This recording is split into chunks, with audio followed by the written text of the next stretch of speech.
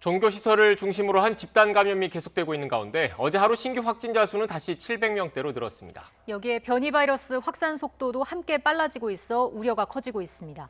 자세한 소식 현장에 나가 있는 취재기자 연결해서 알아보겠습니다. 김철희 기자.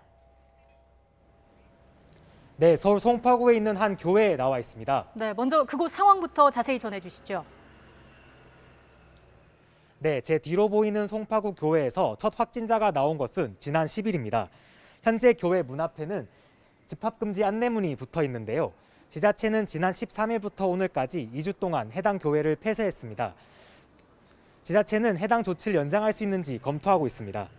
오늘 0시 기준 이곳 교회 교인의 가족 2명이 추가 감염돼 현재까지 이곳 교회 관련 누적 확진자는 모두 31명이 됐습니다. 지난 10일 교인 1명이 처음 확진 판정을 받은 뒤 지역으로 감염이 확산한 겁니다. 전국 곳곳의 종교시설에서도 집단 감염이 이어지고 있습니다. 어제 0시 기준 충남 당진시 교회와 대전 대덕구 교회에서 각각 91명과 56명의 확진자가 발생했고 대구 달성군 이슬람 기도원에서는 라마단 행사에 참석한 신도가 확진 판정을 받은 뒤 지금까지 71명이 확진됐습니다. 지난 3월 17건 정도의 종교시설 집단 감염이 있었지만 지난달에는 한 달 만에 36건으로 배 이상 늘기도 했습니다. 지난 3월 이후 어제까지 종교시설 관련 확진자는 모두 1,800여 명에 이르는 상황인데 대부분 교회에서 발생했습니다. 상황이 이렇다 보니 정부가 종교시설에서 백신 인센티브제 도입을 고려하고 있습니다. 오는 7월부터 백신 접종자에 한해서 소모임과 성가대 활동 등 종교 활동을 더 자유롭게 허용할 방침입니다.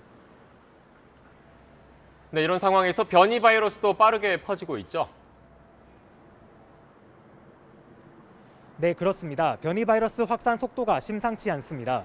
경기 광주시 선교센터 관련 집단 감염이 어제 1명 추가돼 누적 31명을 기록했습니다.